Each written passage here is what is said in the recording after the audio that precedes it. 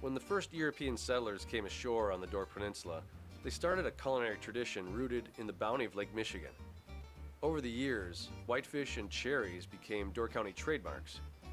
While those favorites remain staples here, the culinary scene has matured over the last decade, thanks to a renewed appreciation for local producers. Farm markets, roadside stands, and restaurants featuring locally sourced ingredients have become more common. Door County food culture, I think, has changed a lot since I moved up here in 1993. People are more aware of where food comes from and how it's grown and how animals are raised. And the changes I've seen in Door County have been more awareness in the restaurants, and there are several restaurants I know up here that are trying to do farm-to-table kind of food, or try and buy as much local produce and products as they can. And then there's been the increase in the number of farmers markets. It seems like every town, village has their own farmers market now during the summer, and there's more people starting small farms and CSAs and doing, trying to earn a living doing that kind of thing, and participating in the farmers markets. In Bailey's Harbor, Tom Lutze and his family raise grass-fed beef and pigs at Wasita Farms, where they've built a brand beyond the peninsula for humanely raised beef and pork. I think the people coming from around the country want to find something different, something they discover, and Door County easily gives you that feeling. Farm to table is everywhere because food has become today's rock star. So it doesn't matter if you're in Chicago or St. Louis or Minneapolis or Door County, Wisconsin, people are now living a lifestyle where they know where their food came from, and that's important to them. I think the bond is stronger here between the farmers. They all work together, and I think that's a uniqueness of Door County that makes it that much more of a well-rounded community. In Allison Bay, Mark and Amy Savard have been growing vegetables on a small farm for more than a decade, slowly making inroads with consumers and restaurants. I'm out there growing what works best in Door County's climate, and we found pretty much the 2 or 3 handfuls that do best, and the restaurants we've matched up with, that's what they're looking for. But tomatoes is one, lettuces are the other, and that's a pretty good thing for Door County to grow because it's cooler weather, and we enjoy what we produce like crazy. And every night it's a debate, okay, what do you want tonight? And we just walk out in the field and get it.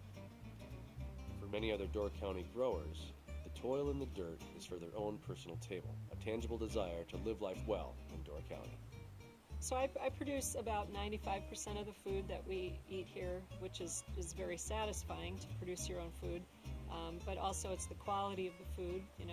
There's nothing better than fresh produce, and you can grow varieties of fruits and vegetables that you don't find in the store that are a lot of times much better than what you find in the store. To me, it's amazing that you can plant seeds and you can go out there and stick a shovel in the ground and dig up beautiful carrots or beets. You have these plants, you tend to these plants, and all of a sudden one day you go out there and they're full of beans or full of cucumbers or broccoli. I feel really lucky to be able to live and work in Door County. It's a beautiful place to live. I feel really fortunate that we're able to grow food and have animals, and just the whole community of supportive friends and artists and other small farmers in Door County. I mean, there's other places I suppose I could live this kind of lifestyle, but Door County sure is a nice place to do it.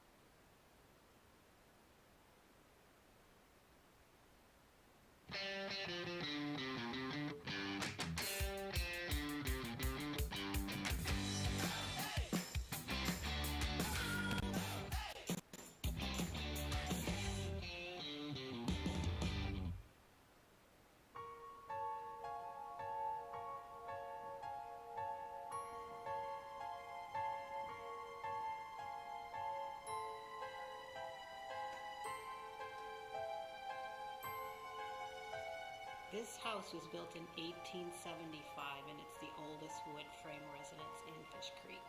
It was built by the Alexander Noble family. Alexander Noble was a very, very important man in Fish Creek. He was the blacksmith. He was also the postmaster, so people came to the house to get their mail. The Alexander Noble family lived on a log cabin at the very edge of the property, and it burned to the ground in 1874. But a year before that, they lost their mother in 1873. There had to have been so much sadness because they lost their mom, they lost their home, and so I think Alexander decided to make this home a very special present to his family. The minute they moved in, there were strange happenings in the house right away. Sometimes they see strange faces in the mirrors and windows. They hear sounds that are not their own, and they see apparitions. In the late 1870s, the Nobles were very, very close to everyone because it was a tight-knit community. They decide to have a huge get-together. They invite their family, they invite their friends, they even hire a photographer. They're all getting their portraits taken, but when the photographer took the picture of the Nobles and developed it, and the photographer comes to the house and he says, "I will never step foot in that home again," because there was an extra person in the back row, believed to be Emily, coming back for one last family photo. Over at the very edge of the property where that cabin burned to the ground, a mist will form. It takes on the shape of a woman. she was the apparition that was being seen even back in the 1800s, but she was a lady. She was, dressed in all white. We like to think that it's Emily coming one more time to check on her children.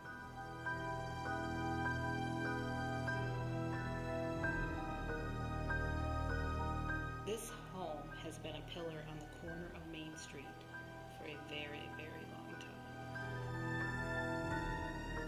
We are part of a tour, and you are able to come into the house and listen to the stories and then take lots of photos. Who knows what you capture?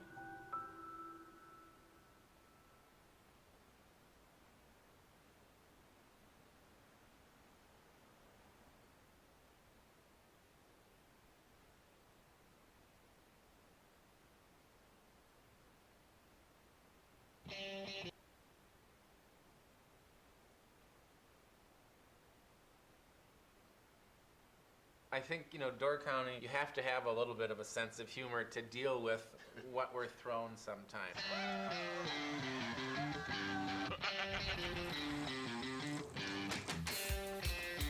There's so many shipwrecks out here, they're literally piled on top of each other.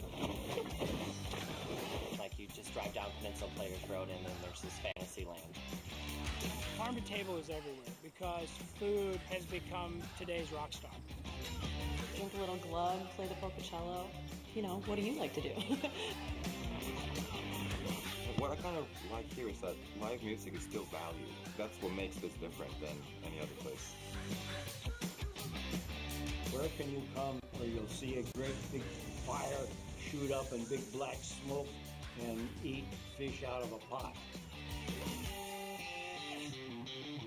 What drew me up here was the people and just the ability to connect but also disconnect. Door County is the perfect place to hone your skills, and it's a place where you can be proud to be an artist.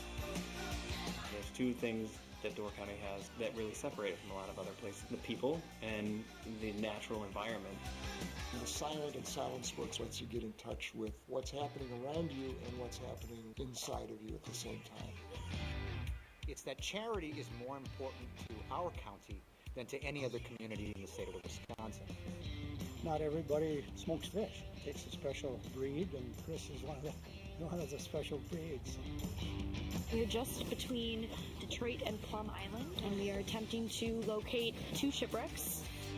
If someone comes to Door County for theater, they can walk away with 5 very different experiences.